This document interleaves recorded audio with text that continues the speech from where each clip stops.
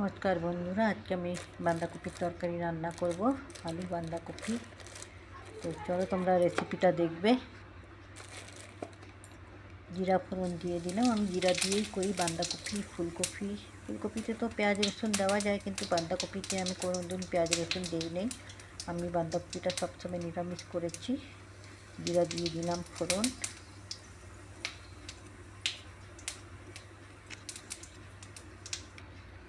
তেজপাতাও দিয়ে দেবো,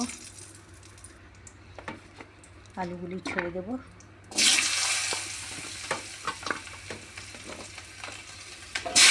ছেড়ে দিলাম, কাঁচা লঙ্কা দিয়ে দিলাম, নুন হলুদ দিয়ে দেবো। এই যে নুন দিয়ে দিলাম, হলুদও দিয়ে দেবো, যে হলুদ দিয়ে দিলাম,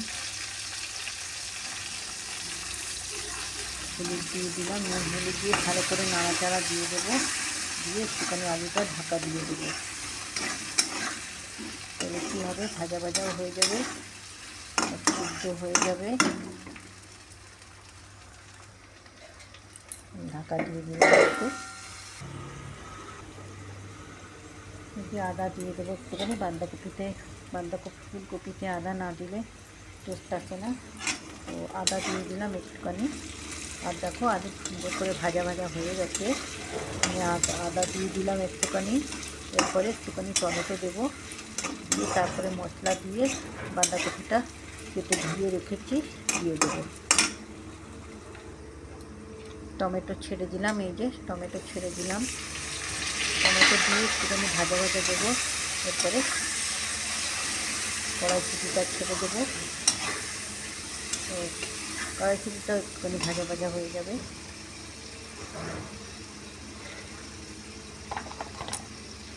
আমরা দেখতে থাকো রেসিপি। কড়াইশুঁটিটাও ছেড়ে দিলাম, এরপরে মশলা দেবো। কড়াইশুঁটিটাও একটুখানি সাথে ভাজা ভাজা হয়ে যাবে।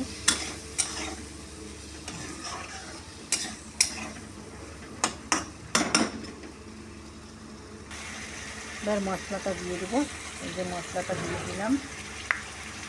আমি বাঁধাকপিতে খুব বেশি একটা মশলা দিই না, অল্প একটু মশলা দিই, যে এই জন্য যে বাঁধাকপির যে একটা স্মেল আছে, সেই স্মেলটা থাকে না বেশি মশলা দিলে। এই জন্য আমি অল্প একটু মশলা দিয়েছি, আর আদা বাটা দিয়েছি, টমেটো দিয়েছি। এই পর্যন্তই আমার বাঁধাকপির দিই আমি। তোমরা রেসিপিটা দেখো। বাঁধাকপির তরকারিতে মিষ্টি দিয়ে পরোটা দিয়ে খুব ভালো লাগে খেতে, কড়াইশুঁটি দিলে তো আরোই ভালো লাগে, দারুণ লাগে।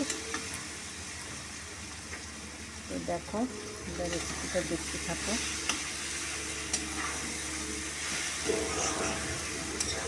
খুব সুন্দরভাবে ভাজা ভাজা হয়ে যাচ্ছে, সব কষে যাচ্ছে। এরপরে আমি কপিটা ছেড়ে দেবো।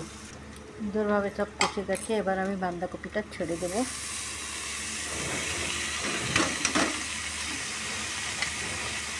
নাড়াচাড়া দিয়ে দেবো,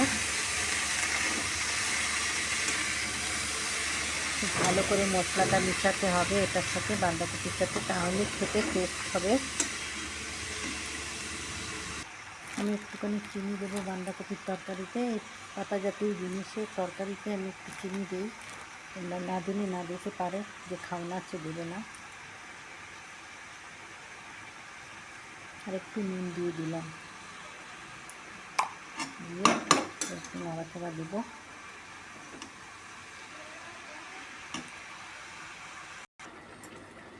জল দিয়ে দিব, জল দিয়ে আর একটু ঢাকা দিয়ে দেবো।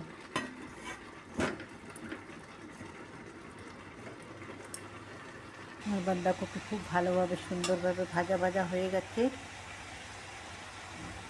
দেখো আমার বাঁধাকপির তরকারি সুন্দর হয়ে গেছে, কত সুন্দর, একদম সব সিদ্ধ হয়ে গেছে। এবার আমি ওটাতে একটু ঘি দিয়ে দেবো। ওই যে ঘি দিয়ে দিলাম। তোমরা গরম মশলা দিতে পারো, আমার গরম মশলা এখন নেই, এই জন্য আমি দিতে পারলাম না। গরম মশলা দিলে খুব ভালো টেস্ট হয় খেতে। তো তোমরা এরকম করে বানাবে, বাঁধাকপির তরকারিতে সব কিছু দিয়ে ভালো লাগে খেতে। আমি একটু চিনি দিয়েছিলাম এর মধ্যে, আর তোমরা ঝালটা নিজের পরিমাণ মতন দেবে। আমি তো লঙ্কার গুঁড়ো দিই না, একটু কাঁচা লঙ্কার উপরে বানাই। বাঁধাকপির তরকারি হয়ে গেছে আমার। ভিডিওটা ভালো লাগলে লাইক করো, কমেন্ট করো, শেয়ার করো। খুব সুন্দরভাবে দেখো সব গলে গেছে, কড়াইশুঁটি আলু সব গলে গেছে। মশলা টশলা দিয়ে করেছি, খুব ভালো লাগছে, খেতেও খুব টেস্টি হবে। তো চলো আবার অন্য কোনো ভিডিওতে দেখা হবে। ভিডিওটা ভালো লাগলে লাইক করো, কমেন্ট করো, শেয়ার করো। ওকে, বাই, টাটা।